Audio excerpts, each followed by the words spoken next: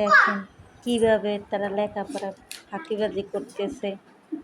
চুপ কইরা ভিডিও কইরা নিছি তার বাপেরে দেখানোর জন্য, নাহলে তো তার বাপে বিশ্বাস করবে না যে তার পোলা মাইয়া এগুলাই করে।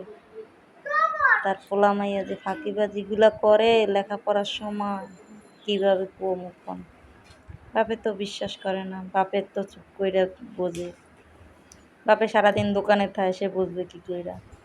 আর ওই যে দেখেন গরিবের বর্ষা নাই, তারপরে বর্ষার জল পড়তেছে, টপ টপাইয়া পড়তেছে। বর্ষা না থাকলেও বর্ষার জল আসে ঘরে, এটা হচ্ছে গরিবের সুখ, বুঝছেন। এইটাও ভিডিও করে রাখলাম দেখার জন্য, দেখাবো তাই। আর মাইয়া আমার ফাঁকিবাজি করে বেড়াচ্ছে, এর জন্য আর কি কব। ছেলে এখন পুরো মনোযোগ হয়তো বুঝতে পারছে যে না মা ভিডিও করে রাখতেছে, বাবারে দেখাইবে, তার জন্য সে সেই মনোযোগ দিয়ে লেখাপড়াই করতেছে ফাঁকিবাজ।